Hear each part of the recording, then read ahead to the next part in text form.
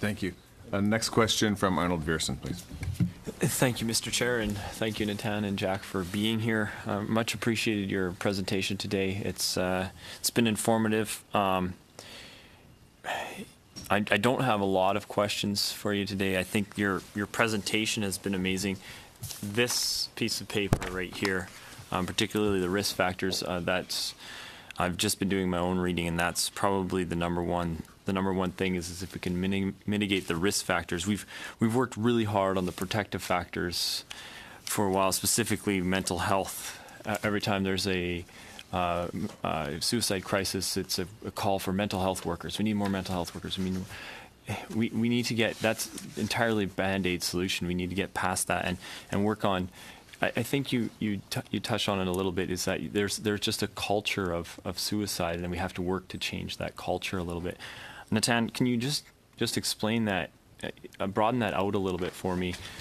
Is that correct terminology to be using, like maybe a culture of suicide, and what, like I have no experience with that, what you're talking about, it's foreign to me, but if you can just broaden that out a little bit and say, like, this is what it exists in a community that's suffering from suicide.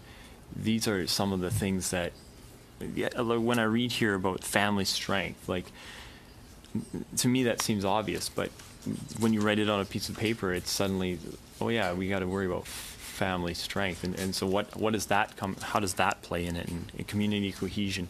These are things that are foreign to me, in the fact that when I look at my own life, those things exist in my own life, and I can't see a reality without them. So if you could maybe speak to that a little bit. Thanks. The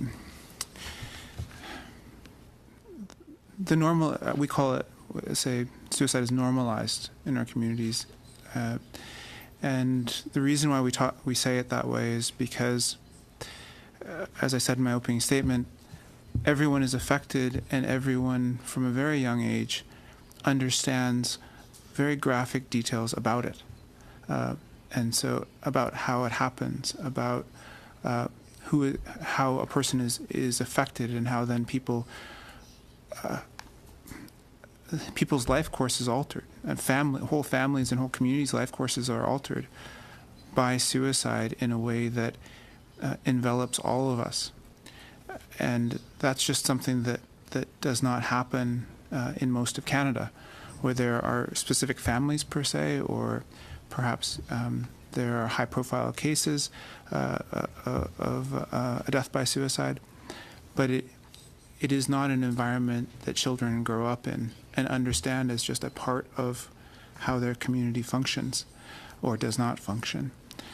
And so the root of this, and stemming from the 1970s, when the rate of suicide increased, and the dysfunction in many cases in our communities that has been passed down from generation to generation, all plays into that factor of why we are the way that we are today. And families being broken up because people didn't have mental health services, people couldn't heal from the things that tore them apart, whether it was physical or sexual abuse as children, whether it was that they were in residential school from the time they were 5 to the time they were 18.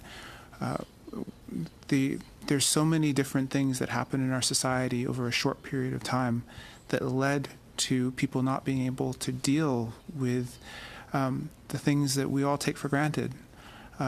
Love of your partner, love of your children, love of your family, the ability to overcome difficult situations in life. These are all things that need to be created when there is a vacuum in an individual. And that is the reason why there is hope for us, because you can build resilience, you can build coping mechanisms, you can heal from things that you've gone through. What we've been saying is that we have not been given those opportunities.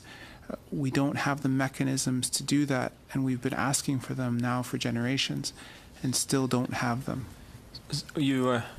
Oh, that's my. I seconds. swear it's shorter with me. It always seems that way.